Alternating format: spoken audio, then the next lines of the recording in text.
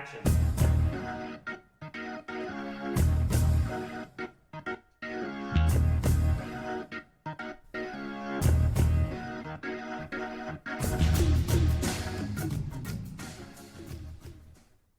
Welcome to Off Camera, the UC Film Society radio show all about movies. I'm Cam. I'm Jake. And I'm Ella. And we'll be your directors for this episode. So welcome back, guys. We took a little bit of Another break. another break. We have to get. We've been so busy. Yeah, it's been very busy. Last So much semester. stuff to do. But Yep. I promise you guys will, if you come to the film festival, which if you don't, I will find you and break your knees. Whoa. Oh, indeed. Whoa. I wouldn't. You'll be He's not excited. joking. No, he's not. Jake will do it for me though, because I'm Okay, I could do that. Yeah. I can't be bothered. So today, what are we talking about? We are going to talk about The Boy and the Heron. Yes, we are. We all watched it, and we're going to do a bit of a deep dive. We're also going to do a little bit of movie news, and then we're going to play some games. Yeah. But let's start off, as we always do, with some recent watching. Jake, hit us with your list. Yeah. So last time we recorded, I was talking about how that weekend I was going to see Joker 2, which was coming out, and Megalopolis, which had come out. So I went away and I saw both of those movies. I'll start with Megalopolis, which was one of the most bizarre movies I've ever seen. I did not like it. I find it impossible to recommend to anybody, although I've thought about it every day since I've seen it, and I can't recommend it enough. It's one of the most wild movies. You just can't explain it. It makes no sense. It doesn't work. Some parts of it really work, actually, but as a whole, it doesn't work. But you're never bored. You're constantly entertained. It feels like 4 hours, though. It's just the most back and forth experience I've ever had with a movie. Anytime it would start to be on track, it would just do the most out of left field thing I've ever seen. It's $120 million that he funded himself. Didn't he sell... For this project, he sold part of his vineyard to do it. Yeah. I don't know if it was worth it. He got to make the movie he wants to make, though. I mean, people hate this movie. I don't think it's the worst movie I've ever seen. It wasn't even the worst movie I saw that weekend. So yeah, I really, really am just fascinated by the movie, even though I don't like it. So it's really interesting. That's nuts. Then I saw Joker 2, which was really, really, really bad.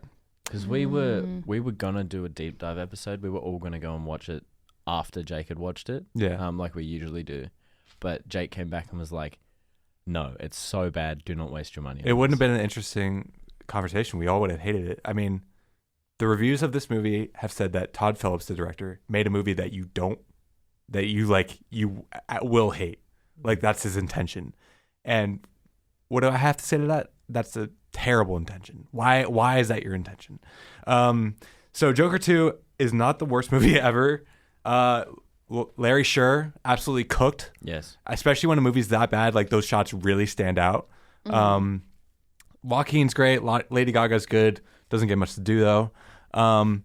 It is a musical, yes. And those are by far the most interesting parts of the movie because it's when the movie's taking some risks. Did it pay off though? Did the risk pay off? No. It just felt shoehorned in. I mean, some of them are really good. Some of them are just people talking and singing at each other, which isn't that risky, I guess. What I wanted from this movie is when I heard that it was a musical, I wanted it to be at least entertaining. I was like, okay, this won't be boring. No, it was boring. This movie did not need to exist. It's a movie that essentially is made to criticize the fans of the first one and recontextualize the first one instead of telling a new story. It's repetitive. It's bland. It's uninteresting. I just see Megalopolis, not good, but I can't recommend it enough because there's nothing like it. Joker, I just can't recommend because it's just there's no point in seeing this. Yeah. You can watch it when it comes out on streaming. That's fine. I just wouldn't. I'm all for going to the cinemas and I never say a movie's a waste of time, but this one was a little bit of a waste of time. It made me really angry, and the ending is, I don't want to spoil it, but one of the most just annoying endings I've ever seen. Anyway, Larry Sher is really good. That's the main takeaway. Yeah. Then I started watching some horror movies because it is October now. I like to watch a bunch of horror movies in the month of October. So I rewatched John Carpenter's The Thing, one of my 10 favorite horror movies ever on the big screen. That was awesome. Love this movie. It's such a great body horror movie. Then I watched 2013's Evil Dead, the Evil Dead remake by Fede Alvarez, who did Alien Romulus that came out this year. Great movie, so gory, so fun. Then I watched Evil Dead Rise, which came out last year, which is like the sequel to that, which I also kind of liked. I didn't like it as much as the other one, but the acting's actually pretty impressive, like for how bizarre it has to be. And there are some fun gore and some really cool shots. A lot of split diopter in that one. Yes. And then I rewatched Boy and the Heron because I had seen it before, but I hadn't seen it in a while. Good excuse to rewatch it to talk about this movie.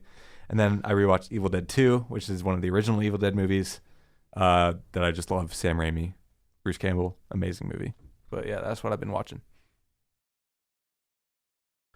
Awesome. So, I guess I'll go next.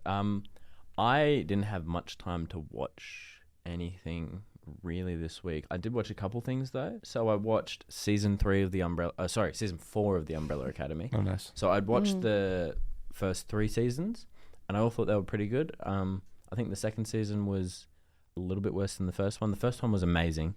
The second one was okay, and then the third one kind of fell off a little bit. And each of those was 10 episodes, where season 4 was only 6. I hate when shows do that. I was so disappointed because it was such a good franchise, such a new, fresh idea, and it just nothing. That's terrible. It just didn't pay off at all, which I'm really quite disappointed with. However, it was a good way to kind of round out the fight. If they were just trying to get rid of it so they don't have to worry about it anymore, that was kind of it was a fun way to do it. It was whatever. It did fill a lot of plot holes, but I don't like a lot of the directions the characters took, and especially their decisions, which felt very out of character compared to previous seasons and what they had done. And yeah, I was a little bit annoyed. I also watched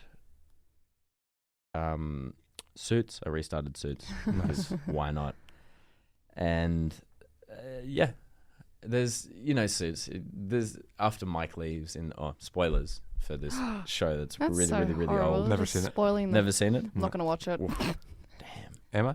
I'm not. Oh, I probably I'm won't. not. Yeah. I probably won't. Well, spoilers. One of the characters leaves in one of the later seasons, and then I think he comes back, but I don't know because I've never gotten that far. I just keep restarting it. I'll ask a couple of friends. From I'll the let you know. But I restarted that because it's a great drama. And then finally I watched Oppenheimer again because...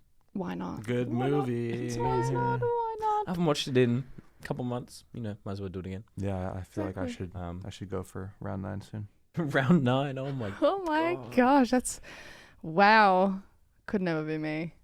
I don't know, man. Like, it's just one of those movies. It's just... No, I 100% get that. Yeah. I was tempted to do Saltburn again, but I don't know.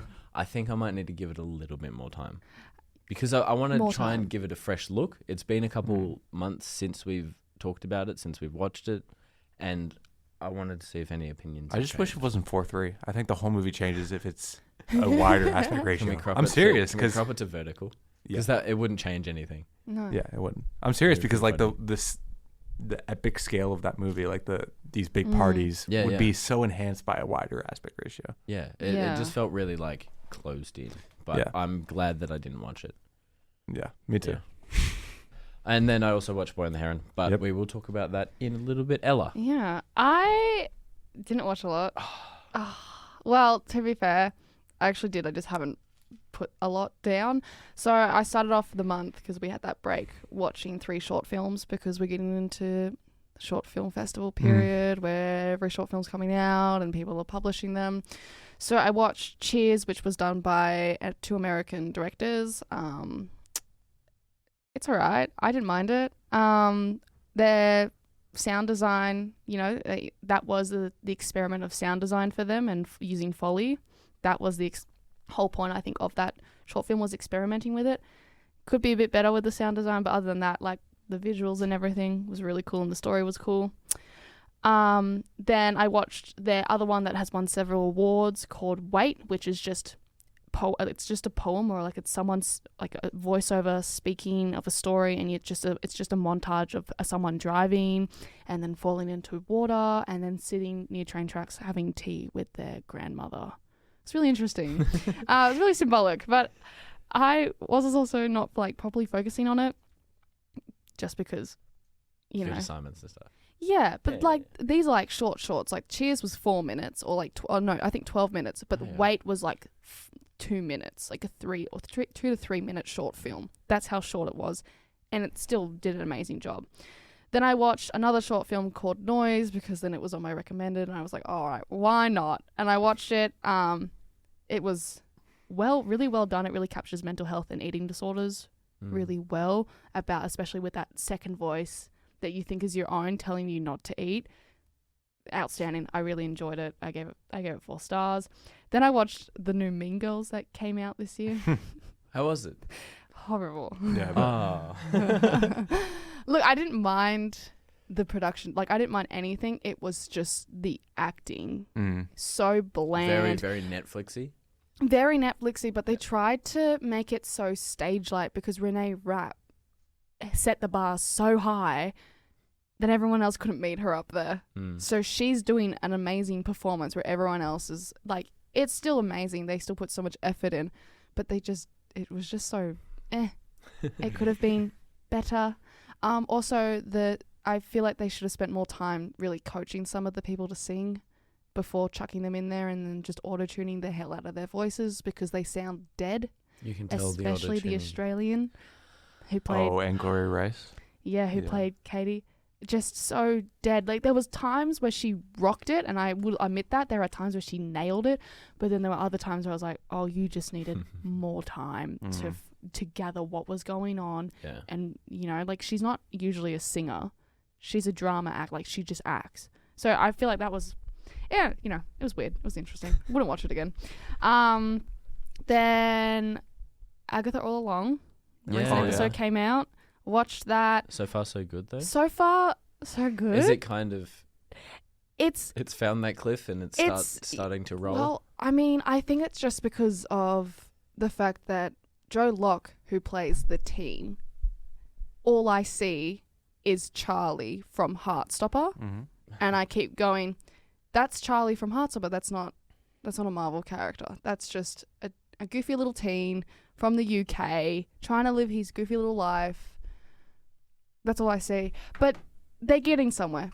I will say they are cooking. Yep. And it's not actually not that bad. You're excited to see what comes out of the oven. Yeah, I am actually excited because I'm not going to spoil it because a lot of people are watching it. Like, this has gotten the most views since WandaVision. Yeah. Really? Yep. That's it's impressive. Very, very popular. I kind of see why. It's very popular. And I think it's just because it's not, here, take that. It is a bit like, here, take this, have something. Yeah. But it's more of... It opened with 9.3 million views. It seems like something new-ish. Crazy. It's newish. It's not too action Marvel.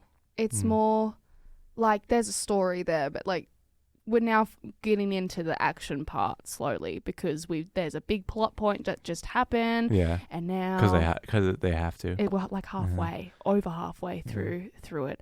So I watched that recent episode and I can't wait for Thursday for the next one. Yeah. Then I rewatched the first season of Heartstopper with my friend who's never seen it. Heartstopper? Yeah. On Netflix. She was not digging it. I completely forgot how quirky it is and how quirky they made it because the whole point is it's a little young adult comic book. Yeah. Mm-hmm. Which used to be a Tumblr webcomic, I think. Oh, wow. How crazy is that? That's very strange. Tumblr. Yeah, Tumblr. And so what do we... So I rewatched some of the episodes there, and then I just never touched back on it because I can't physically go through the quirky way. So you don't like it? I don't like it. I enjoyed it when it came out, but I think looking back on it now that it's been almost 3 years, 2 years or something. Yeah, it's weird. I don't know. There's something there, and I'm seeing it in a different perspective than what I saw it before when I read. Like, I've read all of it, like the first one, and then I watched the first one. I said, "This is amazing." Then I came back to it, and I went, "No, this is different. This is interesting." Like, it's still good. I still love a good like young adult TV show, not fan fiction, but fiction, like that stuff. But like, yeah, it's interesting. I've never seen it. It's not recommended then. The official recommendation is do not watch it. I would recommend it to younger people, Okay. not to, older people, unless they really like that stuff. I don't enough. as much. Yeah, I've also been watching The Penguin. Ah, how's that? Yeah. It's so good. The new episode comes out today. It's only getting better. It just makes me want to rewatch the Batman every time I watch it, which is not a bad thing because that's I'm one of my this favorite close movies. to buying Binge or the Batman 4K Blu-ray, and I don't know which one. Dude, I highly recommend the Batman Could 4K just Blu-ray. steal Let's just say Binge that. from Ella. Yeah, you can still binge from me if you need it. Just watch what? Do you need it? No, just watch? maybe to watch The Penguin, because I also really want to watch The Last of Us again properly, not on a plane. But Oh, yeah, of we'll course. see, yeah. Of course. Let me know. I'll give the deets. No, just right now. Right on now? the All right, live hang recording. on. Let me cook. And your credit card number and Yeah, and those 3 little digits on the back. those are really important. Yeah, those ones. Just I won't tell anyone, I promise. No one will have to know. All right, let's get into some movie news. And Christopher Nolan has announced that he's making a new movie Yes, he has. off the back of Oppenheimer, which is probably one of the greatest films ever made. It's the best film of the 2020s so far, in my opinion. 100%. Yeah. Yeah. Like, we're only 4 years 4 years in. But, There's been some great films. Yeah. I think Oppenheimer stands above oh, yeah, definitely. Yeah. the top. I think Dune 2 got pretty close. Not quite there. Mhm. I But think they're almost on par with each other. Yeah, they're very neck and neck for me. Yeah. But yeah, new film coming out July 2026, same year as Dune 3, so that's gonna be a great year. Oh, wow. In IMAX, Matt Damon is set to star in it. Competing for the Oscars. Well, though. that was originally supposed to be That's Dune gonna be 2. Dune 2 was Yeah. supposed to come out the same year as Oppenheimer, but it got pushed back because of the writer's strike, I think, Oh yeah. That sounds which was correct. devastating to me. I remember on this podcast I cried that Dune 2 got pushed back to March. I was like, I need this film so badly. Go back and I forget which episode it was. I can't remember either. Find one of them. But yeah, Matt Damon says to star in it. Really interesting. There's nothing else noted about the project, what it's going to be, what genre, what style. I have no idea. He can go in any direction after Oppenheimer, and that's really exciting. He can make anything he wants. He could. He's Yeah. actually making another Batman. See, that would be weird. Yeah. That's like the only thing he couldn't make. Superman. I really want him to make a horror movie. I doubt this is going to be a horror movie. No, but he does like. I would love to the grandiose. Yeah. kind of. I don't think IMAX would work with a horror movie. You never know. Dedicated IMAX. No. Yeah, I agree. Like if you just made it. I don't think he'd ever make a full horror movie. He'll have horror elements. I think Oppenheimer has some horror elements that he implements really well, like in the scene when he's giving the speech and the effects after. I think there's some horror elements in that. But yeah, we'll see. I'm just excited to see whatever he does. Literally, we'll watch anything he makes, obviously, especially after Oppenheimer. I feel like after Tenet and Oppenheimer, he's at the peak of his career. So, Yeah. Yeah. I'm so excited. yes. I don't know why this is in here, but you guys can get into Ella's it. just lost can't. it. I've Ella's got lost some. it. Ella's got I've got news. some crazy news. Recently, this has nothing to do with films, by the way. It's just this is the most weirdest thing I've ever seen happen. SpaceX did a test flight, and their rocket booster was caught by chopsticks. That's it. Down. Okay, next. That's it. Next one. No, Next actually, about that. Yeah. I'm really curious about the setup they have for filming it, because you always see them Yes. like the shots are so close, but how the hell The quality too out yeah, there. and they're out really good quality. in space. That's like, crazy. The I'm so curious to see what kind of setups they have, lens and camera wise. But yeah, that would be so cool to check out. Yeah. But anyway, they could have a spaceship with chopsticks. I know, that's so crazy. But other news, Ready or Not 2, the second film to the first Ready or Not, is in, I think, pre-production, or they're starting to work on it. Yeah, I think Which is really exciting to see what they're going to do after that amazing Final Girl finish that they had. So I don't know where they're going to go with it, but I'm kind of excited because it was a really good like horror-esque I really want to film. watch it this month, really especially good. because I'm watching a bunch of horror films. I really gotta watch like it. Samara Weaving. She's Yeah. really good. We should have made a 30 Days of Horror. Yeah. Well, I think later in this month we should do a horror episode. Oh, definitely. Do you know she went to St. Clair's here in Canberra? Wow. What? Yeah, she was here for a Yeah. bit. Yeah, Wow. You know Jackie Chan went to school in Canberra? What? He went to school and grew up in Canberra. That's actually crazy. Just quietly. Because his dad was an ambassador. Yeah. That's crazy. And I forget which school he went to, but yeah. Yeah, but Just she somewhere down south. made her own name in acting because she really wanted to do it. Mm. And they were like, you have to do it yourself. And she went, all right. I think she dropped out and just went to Sydney and started acting. I think she's really Sounds cool. about right. She's coming a bit of a Scream queen. She was in Scream 6, Yeah. which I haven't seen, but she was in also those Netflix The Babysitter movies, Yeah. which are actually kind of funny. I'm excited to see what she does next, especially with Ready or Not 2, and I hope she gets like a bigger role Yeah, exactly. in the future. That'll be really She cool. definitely will get a bigger role. Yeah. She's quite amazing, quite talented. Yeah. A little bit, and last bit of news. The Nightmare Before Christmas has its 31-year anniversary this year, which is nuts. Yeah, That's I think crazy. it's getting re-released for its 31st anniversary Yeah, in Yeah. theaters, I think it which is. would be yeah. awesome. That would, Uh, perfect time too. We just talked about some bad musicals like Joker 2, and Yeah. this is a good musical. this one cooks. One of the good ones. This one cooks. Well, this song, "What's This" is one of just the Yes, greatest what's things this? I've ever heard. Danny Elfman not only does the music but does the singing voice for Jack Skellington, which is the coolest thing ever. Beautiful. I love this movie. I rewatched it recently. Definitely gonna rewatch it again this Yeah. month and Christmas. That's the greatest thing about it. Yeah, I and it's crazy. definitely It's wanna 31 years old. Rewatch it, but I think I can't remember. I know I've watched it, Mm-hmm. but it was like probably 10 years ago. It's one of those that like I just watched like a million times as a kid, and then Yeah. like Mhm. never watched between like the ages of like 8, and then I only Wow. rewatched it for the first time like this past month. Yeah. But it still holds up. It's That's- still so much That's crazy. so much fun, and such a smart movie. So clever. Well, that's all the news for today. Yeah. We'll see you later. Bye. No, I'm just kidding. Yep, that's it. Now on to the main event. Yes. Yippee. We're going to do a deep dive of The Boy and the Heron. Mhm. Jake, do you want to give us a little bit of a rundown? Yeah, The Boy and the Heron is the 12th film from legendary Studio Ghibli animator director Hayao Miyazaki, who has one of the best filmographies of all time. Yes. Every film he makes is important and influential and has something in it for everybody. This is supposed to be his last film.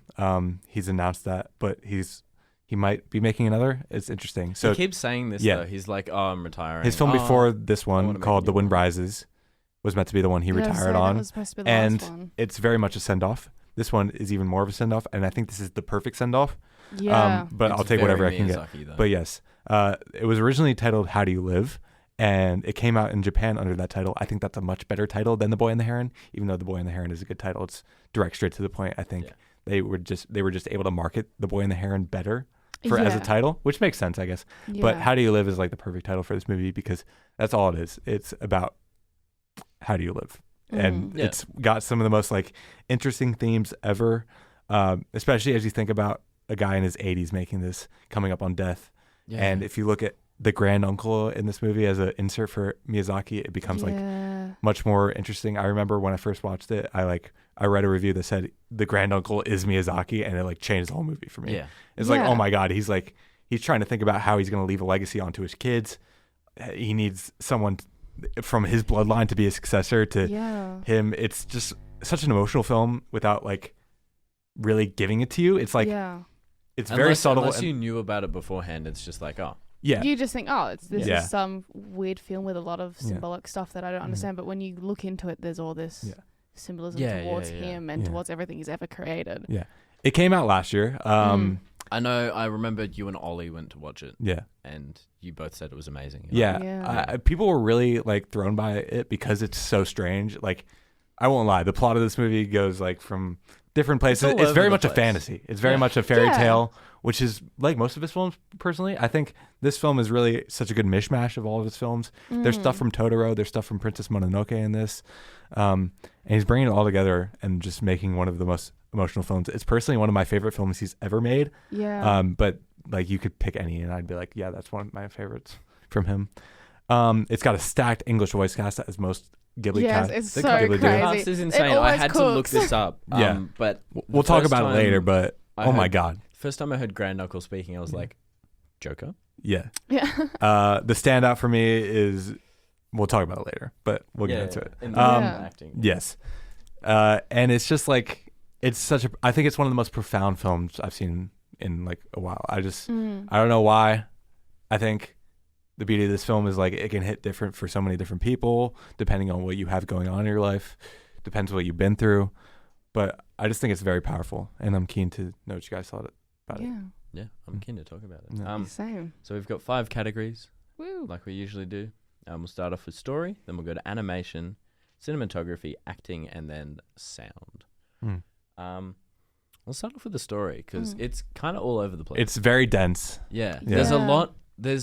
But also very simple. Yeah, it's pretty simple. So it's set in World War II Japan. Yeah. Yep. With a young boy who it's hard to Mahito. Mahito. His mom dies, and then he moves to her hometown. Yeah. Yeah, and his dad, which is a very finds another woman who's very similar, who looks just like his mum. Yeah. But now she wants him to call her mother, and it's a little bit weird, but I understand. There's a lot of weird. It's just a lot of mother weird things. sister going on in there. Yeah. And the other thing is that she's also pregnant. Yeah. She's about to have a child. Like there's all these little things, and I'm like, crazy. what's I going can on? think. I say that's like the part of the film I struggle. I don't struggle with. I'm yet to understand. Because there's a lot of doubling going on with the mother looking like the mother, the Kimiko looking the grandma being the same in the other world. Yeah. I understand that. It's really interesting, and like it is a bit all over the place. I think the like film benefits from But the multiple first things. bit. The story's hard to follow, and then as soon as you get to like talking about his family legacy, it's like okay. I think Now the we're film just goes on its own journey. It just reinvents its logic. It invents new stuff in the moment, and you kind of just have to go with that. Yeah, but I also like that it's really confusing at the start because it makes sense. Like it's a young boy who's forced to move from Tokyo to his, mother's hometown. Everything is so unfamiliar. Disorienting. He doesn't know what's going on, and it feels like that we're supposed to not know what's going on either. Like we're following with him. We don't know what's going on. We're just going where we're told to go, and know what we're supposed to know. Yeah, and I liked that. I agree. You only know as much as the main character does, which is not much, and you're thrust into this world. It's a classic Miyazaki story. You're thrust into this world, but you also don't need to look too much into it. No, you just kind of sit there and let the information wash over you. I think that's the best way to take this film. Just let it wash over you, because, we were talking about it before. You'll be sitting there, just like, what is this? And then you'll just start tearing up. Because of the animation, because of the music, because of the voice acting. The voice acting, the dialogue. I think this film is so well written. I think it's really underrated how it is written. I like the humor elements as well. Yeah. Yes. Like the big baddie, the evil parakeets. They're meant to be terrifying. Yeah. But they're so funny. Yeah. They were some of the best laughs I had in this film. Yeah. I think they're like. I think all the characters, things. all the creatures are just so They're awesome beautiful. And so Miyazaki. I just think this film is like the perfect Ghibli film, in my opinion. It just has everything I love about those movies. So. Yeah. But then also like the ending. That was so. It's so whack. So it's very whack. It's really but weird. in a good way. But in a really, really good way. Yeah. Like the bits that you think you would cry at, like where spoilers, the grand uncle dies. It's not. It's just like, oh, okay, it's happening. Yeah. And then the bit that made me start to tear up was when the parakeets fly past Mahito and then the mother. And it was just like beautiful. What? Why is this so sad? Why is this making me tear up? And it was like that split second, and then back to beautiful imagery and really good storytelling. It was so weird, but I don't know. Did you guys have this? I had it. I think it was just because, spoiler alert, he meets his mother. Yeah. That is the older, older sister of... The older sister, but the sister is also a young child? Yeah. So they're like, his new mother and his current mother, they're sisters. So then I was like, makes sense. But like that part where they do... their little buys and send off and go through their doors. I was like, that's really sad. Like that's the last time he's ever gonna see his mother, and especially a younger version. And she's so proud of him, and I'm like, that's really like sad. Yeah. And then he goes through the door, and then he's back in the real world, and You know, he doesn't have his mother, but he has the other mother that is, you know, still loves him and cares for him. Yeah. And now they share this. They've been in this world together and they share it. So there's this connection. And, it was just like, she understands. she understands him. I can't replace your mum, but I can definitely be there as that figure. Yeah. Yeah. And, you know, I think he, in that moment, especially in like the whole time he's in that little other world, which I find is a dream world, Yes. he is going, no, I care for her, and I feel bad that I didn't care as much, and I want her as my mother because I won't have another mother, and I need a mother. Yeah. And he's just very accepting of it at the end because he's like, well, this is the new world. This is how my life's gonna be.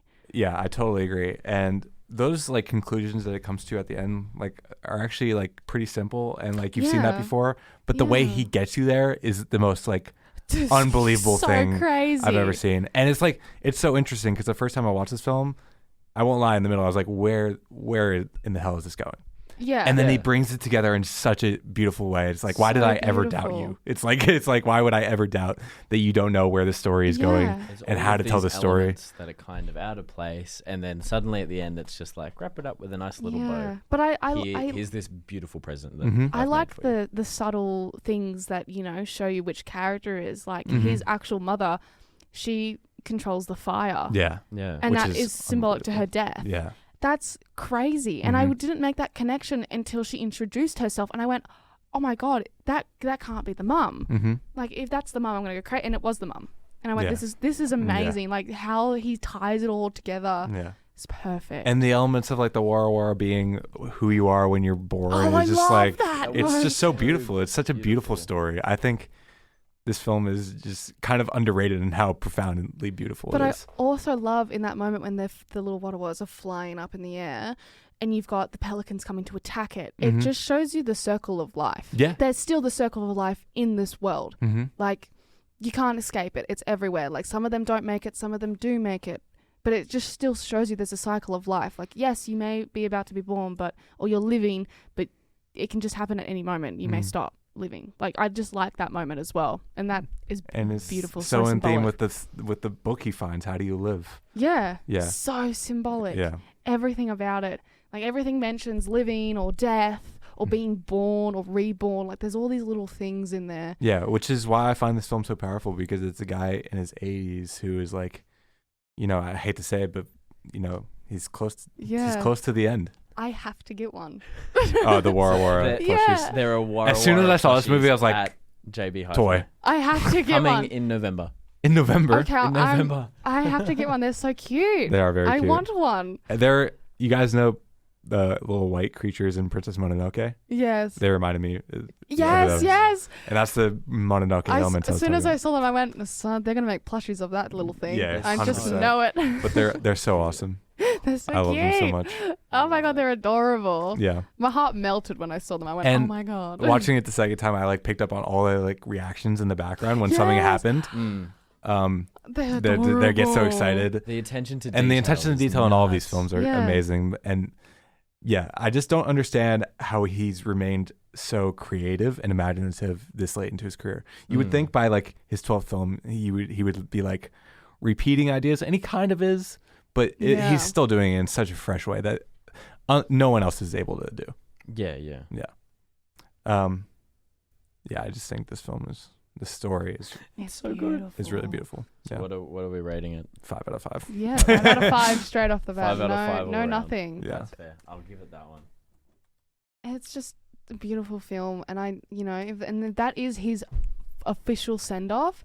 Best one. Yeah, I Oh yeah. so like part of me hopes it is, part of me hopes Yeah. it isn't, because I want to see what he can do next. Yeah, exactly. More of this. He's beautiful 83. Like, I don't know if he's gonna get a chance to make another one, but but it's very like, sad. even if he doesn't, it's still beautiful. yeah, yeah, wow.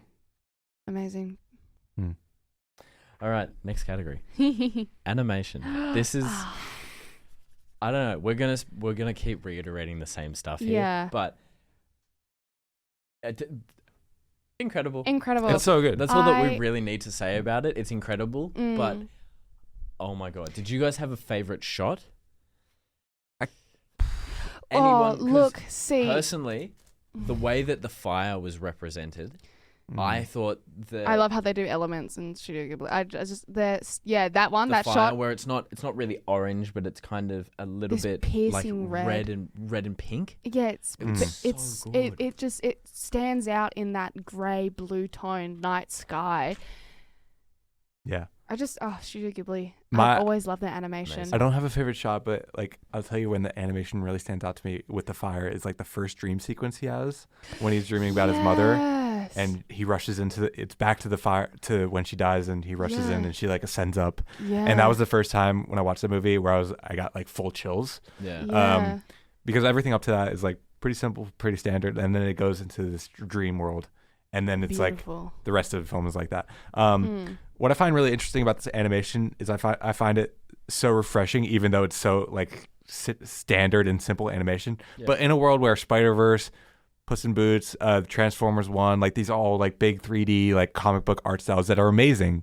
But I like Yeah. that he goes back to basics Yeah. and It's still the does old something new with him. style.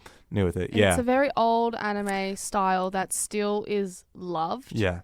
And especially for Studio Ghibli, it's such a staple that they Yeah. keep it that You style. can't go into a new style. I mean, No. and it's still so exciting, Yeah. because he does stuff with the elements, like you say. There's uniquely drawn characters, of course. Water. Oh my God. But like even the fact is that the back, like the scenery or the location that they've placed the characters in are so detailed, Yeah. and then they are so simple. It's still so the perfect. shot may be for a couple of seconds, but Mhm. You yeah, can the really amount admire. of detail and the backgrounds are really simple. Like they don't They are, yeah. they don't really move because they're just plates. But that It's yeah. it's when they emphasize it. I'm gonna say that again. Yeah. The way that the backgrounds interact with the foregrounds It's just allows it to complement what you want to focus on. Mm-hmm. So I've got a shot pulled up right now of the Wararawa pulling spilling out of the little ship. the ship. And So cute. they could have had some of the trees up the top. They could have had them moving, but they didn't. They don't All need of the to. focus is on the characters spilling out of the Yeah. ship and how they move. Mm-hmm. And not how everything else moves. And it sets the focus point for that yeah. frame. I just like all my favorite shots is when you've got the staple of the background, especially because they spend a lot of time and they work so much on it. I've always loved anything that comes from Studio Ghibli. You can never make me hate anything. Yeah. I agree. They are just beautiful because it's not just a story. It is art piece. Every It's single art. It's frame just is an art. artwork. I think It is. I think the simple animation really works for a story with this big of ideas and characters. Mm. But yeah, like I And the said, it depth. still remains so exciting. I mean, even like just from the way that arrow flies through the air, it's like Goodness. so dynamic and And unlike and- anything you've seen. Yes. Yeah. I loved it. I loved when he shoots it at the heron and he misses, but then Yes. the arrow flies up and it just that sequence is amazing. follows the The way heron. that- And food. Food Cam's is- got a shot up of Yeah. the jam when he's butter and eating jam? that I've wanted jam. so bad I when know, I I watched it wanted to yesterday. eat it. I was like, I need that because right it looks now. like a glazed donut. Yeah, it Yeah. looks so But- good. I want bread like that. It's all over his face Yeah. too. It's Because he takes one bite and then it's the way that it spreads over his face. It's so unique in Yeah. the way that just the way everything's done. Like the cooking. literally cooked. Yeah, literally. Yeah. It's Yeah. so good.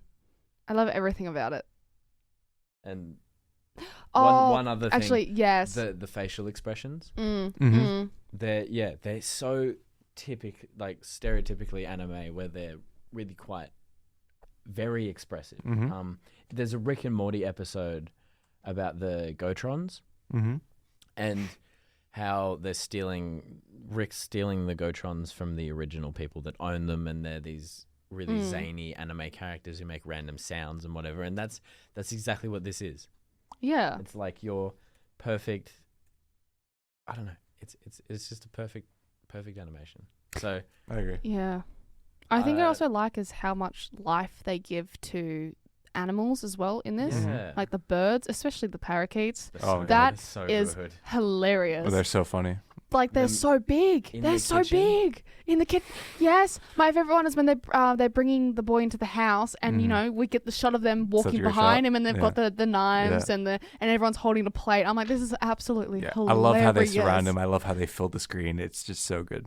It's I love them. I love them too. Yeah. So clever. I love and then the when they parakeets. then when they come into the real world, they're just like They turn into little they're just budgies. tiny little budgies, and they're just there. Yeah, they're little budgies. Yeah. I love all the tiny figures of all of them in the end. Yeah. When like the parakeet king is on the grandma's shoulder. Yeah, and the parakeet king. Yeah. Yeah. And that's the moment in the film. This is kind of back to the story, but like I'm like, oh, this is really like a dream world he made up. Yeah, Which is like Miyazaki dreaming up these worlds. It's so cool. because it's got everything that pretty much he's done in it. Like there's little hints and symbols towards it. And yeah, Beautiful. it is beautiful. I'm gonna give it a 5 out of 5. Me too. Same. I think we all are. Okay. And kind of leading on from that, but not really because it's its own category. Cinematography. Mm-hmm. Really good. Amazing. Really good. Yeah, it's so unique in the way that like because animation you have so much more freedom to play with the placement of characters and where you want things in the frame, but especially one standout scene was the scene where the parakeet king is following the heron, who is following the main character through like and the grand uncle. and the grand uncle as they're like sneaking through Near the end. Yeah, near the end. As they're like sneaking through the various grasslands and hiding around columns and stuff like that. The placement of the characters in the scene lets you focus on the beautiful scenery, but also the comedic actions of the characters at the same time. It's really so cool. We'll talk about sound later, but the sound design in that sequence is amazing because it's just the footsteps. So good. I think I want these as posters. Yeah, every single frame. Like I said, I don't know a favorite shot, but I think my favorite shot might be the grand uncle, and yeah, that's a great shot. The water is just beautiful. The grand uncle and Maito looking up at the stone in this one. Yeah. I don't know why. I just love it. Because it's like that's his world. He's showing his future prospects. Yeah, this is what his bloodline you're protecting. This is what you are fighting for. Which is such a great metaphor for like everything. It could be, family. It could be, a work. It could be, I don't know. It could be anything. It's whatever you make it. And that's what's so beautiful about this movie. It's just everything about it. The cinematography, the animation, the story, it all complements each other. Oh, 100%. Yeah. It always will. Yeah. It's so beautiful. And again, very simple cinematography, but just like I said, but it just still stands out. So it stands out, and it helps tell the story even when it's so simple. It doesn't need to be overcomplicated. No, I don't think so at all. Yeah. All of these shots are going in my inspiration deck, that's for sure. Oh, that's good to hear. Yeah, good. Yeah. As they should. Yeah. 5 out of 5. 5 out of 5. Uh-huh. Exactly. Next category, acting. Yes. So the English voice cast. Let's talk about the cast because Yes. my goodness. Should I read off some names? For the English voice cast? Yeah. Yes, do it. Give So, us the star-studded cast. The best one, we have to agree, is Robert Pattinson as the Grey Heron. Yeah, beautiful. Are you kidding me? Like, he's one of my favorite actors already, and then to hear him do this, which is like, It's such a how is this your voice? Like, Yeah, it was amazing. I was really thrown off by it to begin with, and had to Google who was voicing him. Like, no way, this is the. it's man so from Twilight. scary at the beginning, Yeah. but then it becomes so funny as the character becomes more funny. The character becomes Yeah. more Yeah. human Yeah. as obviously he slips out of his He's one of the most unique Heron. character designs ever. But yeah, his voice is like what drives this film, in my opinion. When you're watching it in the English version, just because like everything he says is so intriguing and interesting, especially how he says it. It's just unbelievable. It's unique. Yeah. Florence Pugh is Kiriko. Yeah, that's so. That threw me off too. Yeah. I was like, oh my God. So she voices the grandmother version and which is I knew she voiced the regular version, but I didn't realize she voiced the grandmother. The grandmother voice is really impressive because it's like very kind of it's old, but you can tell it's Florence Pugh still. It's kind of cool. The range though. Yeah. Yeah. my The goodness. like Mm. beautiful. I didn't know that. Christian Bale is the father to Magneto. Well, yep. Yeah. Dave Bautista is the Parakeet King. I think which he's is my perfect. favorite supporting. Yeah, he's Yeah. he's so good. That was so good. Willem Dafoe is the noble pelican, the Yeah. pelican that gets He Killed. dies. yeah, he dies. Yeah. That's great. You gotta have Willem Dafoe in here. Willem Dafoe You would have always been have great to- as the Grey Heron, Yes, it obviously. would have been amazing as well. But I like Robert Pattinson as the Grey Heron, yeah, to be honest. Yeah. Mark Hamill, legendary voice actor, as the Grand Uncle, which is an amazing cast. I love that that's he what had. I meant before when I said Grand Uncle Joker. Yeah, no, I got you.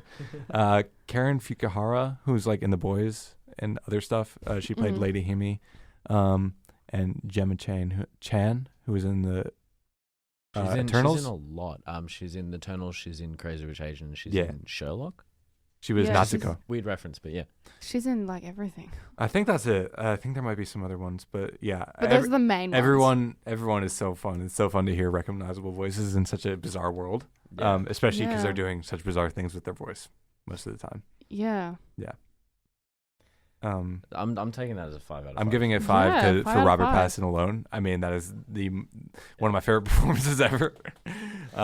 It's so good. It's gorgeous. It's amazing, like, you know, especially with Florence and Robert, how like they Oh yeah. changed their voices Mm. to play those characters. Yeah, and you can tell that like they took it seriously. Obviously, well, because I they're mean, serious it's- actors. yeah, and and it's Miyazaki. It's Ghibli. Yeah, it's Ghibli. Yeah. It's Ghibli. But like they didn't just phone it in, because I feel like some of like these bigger studio animated, you just hear a celebrity's voice yeah. when they're doing it. Like Like for Yeah. example, Kung Fu Panda or Moana or that. Yes. with The Rock. That's That's yeah. Sometimes it's just like, oh, that's The Rock or that's Jack Black. Well, Jack Black is Poe. Yeah, But so I you don't- can't sorry, really that's take an that unfair away from comparison. him. But yes, The Rock is more apt. Yeah. Mm. But yeah, I recommend watching all of the Ghibli films in both English and Japanese, because they're both obviously you want to see how it's intended, but all the English voice performances, they're always good. They're always good, and they've always got some big actors. Like, have you guys seen Porco Rosso? No. It's the one about the pig that flies the plane. Yeah. Michael Keaton does the pig voice in that, and it's amazing. That's crazy. Yeah. I love it. I love everything about it. Yes. All right, final category. Yes. Sound/score. So this score, I actually haven't looked at it yet, but oh my god, it's so good. The score Just just listening to it. it's the reason I cry. This movie. Yeah. The reason you cry. Full stop. Well, that the main theme is so sad.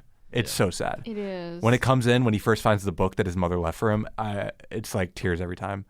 And I love the more fun tracks, like Feather Fletching is the track that plays when he's creating the bow Yeah. Mm. and he finds the feather. I think that sequence is unbelievably well made, and the music really is a big part of that.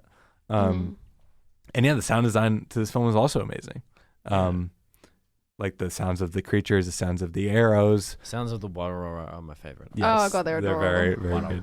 good. Yeah. My favorite is the walking, Yeah. especially the heron Yeah. walking. That is Yeah. beautiful. Yeah. And there's no music playing sometimes when it's walking, so you just hear. Yeah. You hear the claws. You hear the Mm. like. It's. I've always loved the sound design, especially when the characters are walking, because it's so crisp. It's so perfect. It feels like it feels like it's live action. It feels real. Like Yeah, they it's just- usually very isolated too, which makes it stand out more. Yeah, I wish my feet sounded like that when I walk. honestly, same. It's like I wish I made the Minecraft eating sound. Oh, yeah. Me too. But yeah, I love the sound design. I love the time and the time they put into it. And the care. I love one moment with the sound design is when the frogs are crawling all over him and they're all Yes. like, join us. Join and then, like, us, the way their join voices are layered. So Join us, wow. That join- sequence is so good. It's so good. And it's the moment where the film's truly like, yeah, screw you. We Yeah. don't care. We'll do whatever we want. Exactly. Because you can. Yeah, you can. Yeah. But I By love that the point, different you're already volumes in that. Yeah. So you have to. I think a standout moment for me was the when they're chopping up the big fish. Oh, in the yeah. Oh, Just the details my of like when the God. knife is piercing the skin or the organs. Yeah. When the spilling guts spill out. Yeah. Oh, my don't let the God. guts spill out. The war, I need them to live or whatever. Did she yeah, no, say? to Yeah. float. To float? Or That's to fly. hilarious I was detail. like, that's hilarious. They need the guts to float up to, I was like, damn. which I guess makes sense if they're going to be humans. Yeah, they need the Yeah, guts. Yeah, they need those, I guess. But I can't imagine a war just feasting on some guts. Like Yeah. these little innocent things feasting Yeah. on the most like The most the cutest things you've ever seen, just feasting. on guts. Yeah. I love the shots of the Wara Wara. Some of them when they just, it's like literally every inch of the frame is a Wara Wara. I'm like, I want that on the wall. I need it. Yeah. I do need it. They're beautiful. I love them. But yeah, I mean, every Studio Ghibli score is so beautiful, but this one might be my favorite. I don't know. Yeah. It's so hard. I feel like I watched it and I'm like, that's my favorite score. I think I need to go back and pick out my favorite tracks from each. Yeah. Yeah, same, From each definitely. one. Yeah. Yes, I agree. 'Cause- Do you guys have a favorite Miyazaki film? Spirited Away. Mine is Spirited Away too. Because I was looking after I finished, I was looking at Aw. the different trailers for each of them. Mm-hmm. How I looked at Howl's Moving Castle, Spirited Away, and I think it was Kiki's Delivery I love that one too. Service. Mhm. That was the first one that I've ever watched. Oh wow, that's really and cool. Oh my Ponyo God. is my favorite. I love Ponyo too.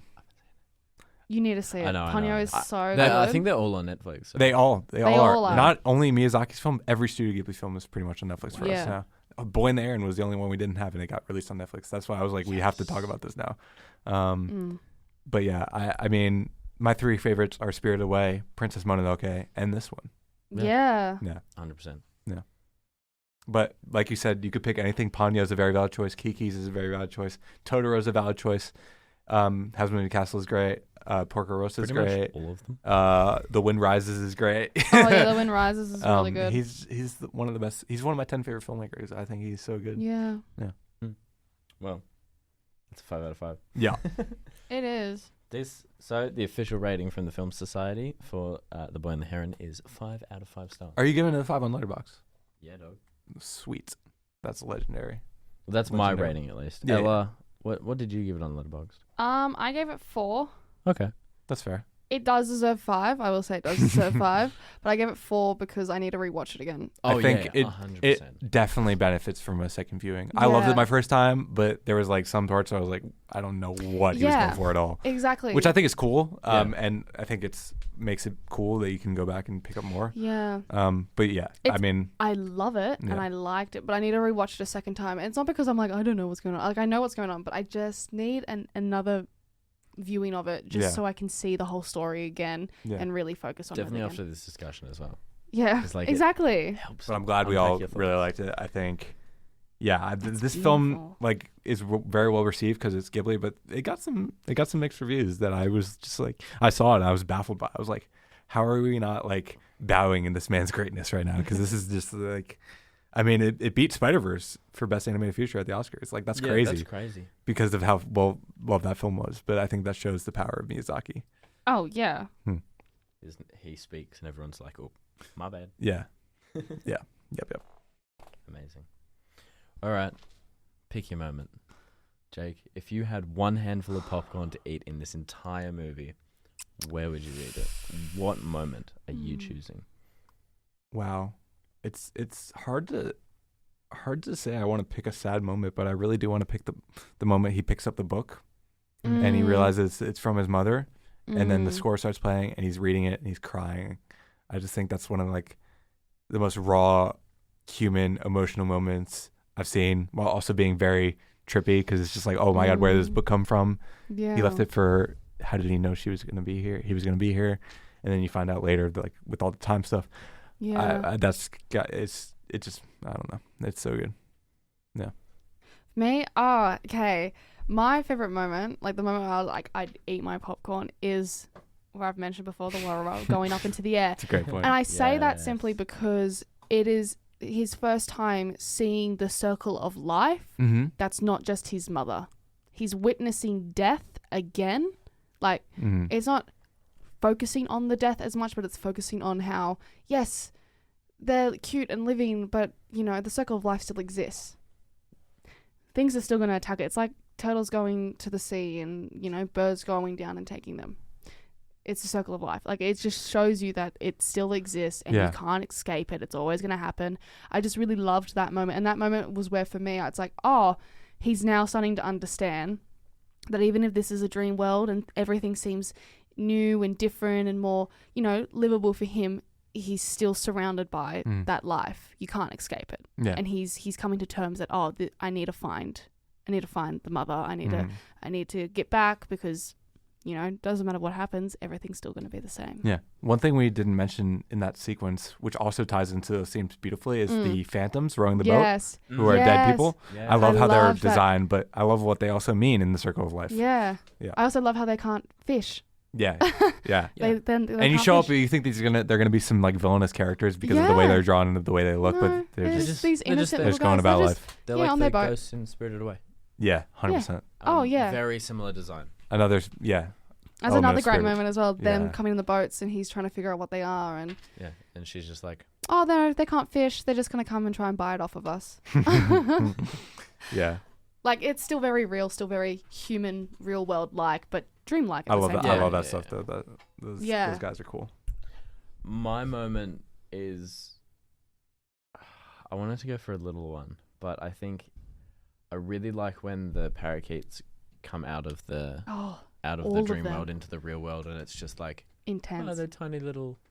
They're babies, but shrinking. My moment is when Mahito and his mum have just escaped, and they're looking back like, we're gonna get eaten, and then suddenly it's just a bunch of parakeets, I love that. and it was so beautiful, and just the happiness, but also the sadness because the heron is leaving. Yeah. And yeah, I think that's my moment. That's when I'm eating my popcorn. Might be a bit stale, but Who cares? that's when I. It's a good part to eat it at. 100%. Yeah. A really good part to eat it at. Oh, I'm gonna go watch this again tonight. Great to hear. I don't blame you. I'd do the same thing. Oh yeah. Let's finish off with a little game of quick pitch. Woo! For this one, we're gonna go for animated as the medium, but for the genre, we're gonna go for fantasy. Oh. So very similar to this. Yeah. Jake, do you wanna pick us a director? Ella, So it's not animated, but it's fantasy. No, it's animated and it's fantasy. The medium Okay. is animation. Okay. But the genre is fantasy. I see. And while you guys are figuring out director and actor, I'm gonna plug the film festival again because it's been 2 weeks. Do it. Might as well. So the submissions are officially open. Feel free to submit your best work. We have some amazing guest judges, but also some amazing sponsors. Posts are about to come. I think they should be out by the time this episode goes live. We have. Let me just go to the page and I'll read out all of the categories. So categories are based on not only the content, but also where the film is coming from, like who's made it. So if you are a first year, second year, third year, we have specific categories for you guys. We also have best sound design, best cinematography, best production design, best screenplay. Best screenplay, you need to submit the actual script for your film. Yeah. Best director, best short film, and best documentary. We also have the Audience Choice Award, which will be voted on the night. So pretty much you just vote on the film from 1 to 10, and at the end of the night we'll get one of our guest judges to present it to you guys. All of the films will be given a laurel and also a certificate with your name and your film's name on it, and that's for you guys to hang on to and to promote your own work with. Submissions are $10 for general non-members, but if you are a member, it is free. So each category costs $10 to submit to, but if you're a member, we'll give you a coupon code for 100% off. Now, membership only costs $10. So realistically, instead of spending what, 1, 2, 3, 4, 5, 6, like $80, Almost $100. almost $100, you could spend 10 and submit For free. for free. Pretty You much. could spend 10 and submit as many as you want. Yeah. So there you go. Oh yeah, also you're not limited by how many films you can submit. Submit as many as you want, as long as you think they are your best work. Also, lecturers for first, second, and third years should be sending around an announcement on your Canvas page as well, with a link to our Film Freeway page. Also, check on our Instagram in our link tree. and you will find more info about it then. So submit, please. Come on. Yes, please. All right, let's do our quick pitch. Jake, who have you chosen? I was gonna say Miyazaki, but that feels a little lame. I'll go Brad Bird. Brad Bird. All right. Ella? Meryl Streep. Meryl Streep. Oh my god. Oh my goodness. Has she ever done a voice? Surely. I think she Yeah. has. Yeah. I reckon she has. Yeah. Let's do some googling. Yes, let's confirm. Surely we have Edna Mode as a character. Well, yes. Meryl Streep voicing Edna Mode, or she couldn't take Brad Bird's job. No, she couldn't. Yeah. Brad Bird has to voice something. Yeah. Edna Mode as a cameo would be fun. Yeah. It's hard to. Come on, Meryl. What's unique about Brad Bird? Because he has such range. Um. Because he's done. So we can just go to animated films, I guess. Yeah. Okay. He's done Ratatouille. Incredibles, The Incredibles 1 and 2. Is that it?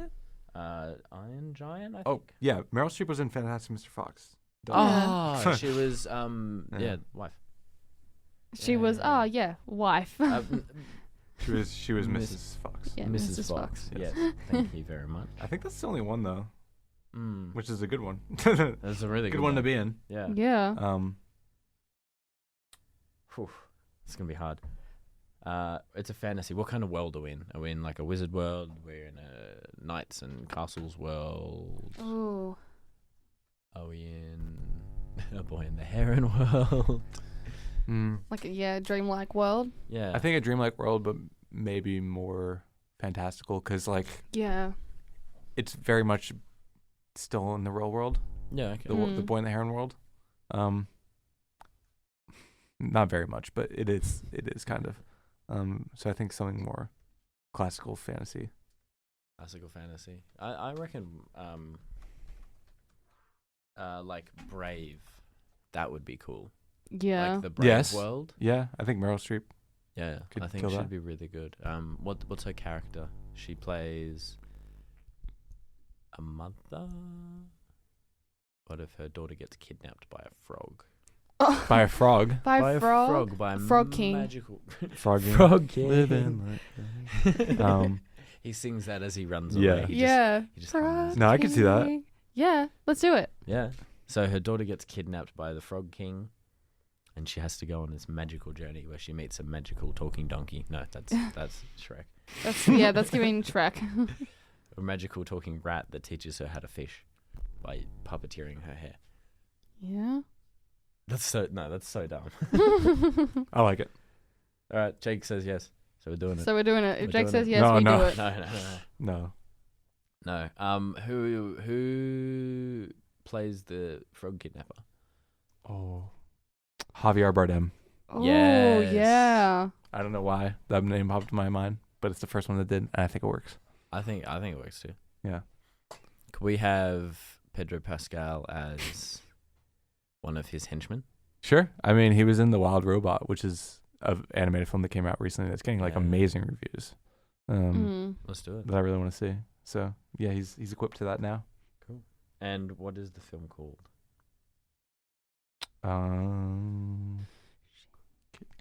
Kidnapped. Kidnapped. Kidnapped frog. Frog napped. Frog napped.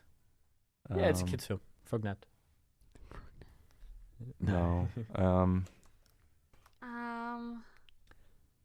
Do we want it to be like a sentence? Because it could be very simple. The Boy and the Heron, you know. Once upon a time in Frogland. What's one time in Frogland? Escargot. No, that's a snail. If we're ever making a movie about a snail. I was just thinking, French. Something French. French, French eat frogs. Oh, escargot. That's French, but that's snail. The Frogger.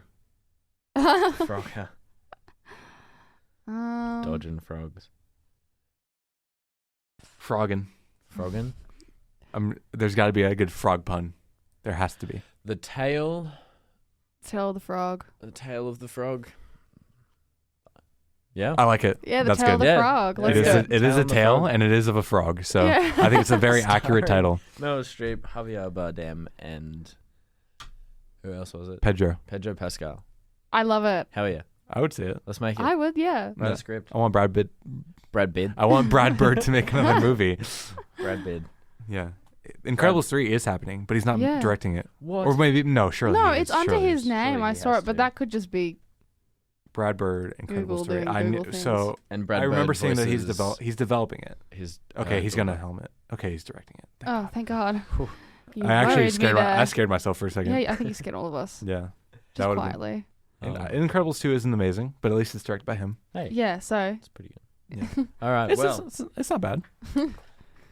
That's the tale of the frog. Tail of the Frog coming soon. tell the I think so. frog. To Yeah. a theatre near you in 10 years. No. Well, that's it for today. Thank you so much for coming. Check out our Instagram, all of our socials, our link tree. Keep an eye on our page as well for more posts about this film festival, the event of the year. Yes. And we will see you next time. And check out Boy and the Heron. It's on yes. Netflix now. Check out the A lot of people haven't seen it. I think it's so underrated. 100%. Yeah. Awesome. Well, that's a wrap. Bye. See ya.